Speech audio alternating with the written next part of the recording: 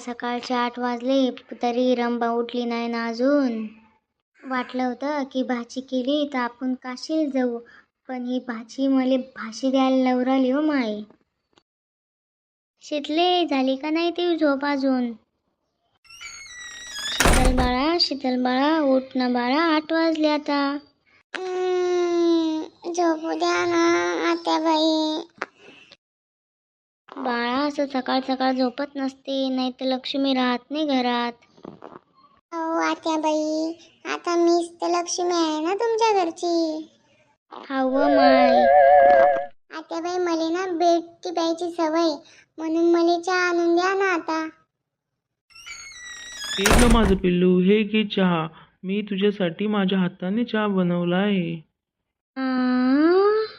Wow, thank you नवरोबा. You are my world's best husband. आत्याबाई जेवायला काय बनवलं?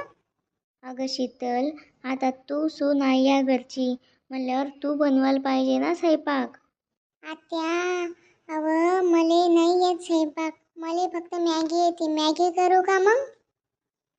आता बया काय खरं नाही व माय मव. अहो आत्ते, तू म्हणत होती ना की लग्न झालं की बी मी तुले मै लेक म्हणूनच वागवीन. मग मी माझ्या मम्मीसोबत असंच राहते, म्हणून म्हणलं की तुझ्यासोबत बी मी असंच राहीन आता. कर ना पटकन स्वयंपाक आत्ते, मला लय भूक लागली हो बाई.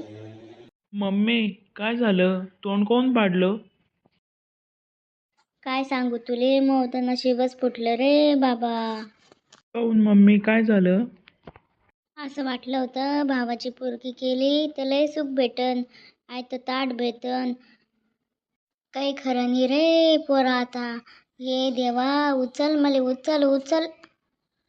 मम्मी, मी तुला तर सांगत होतो की ती पिंकी कर.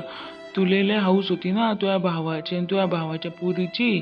घे आता, तुलेच लय पुळका होतो ना त्याचा. आता बैस बोंबलत तू.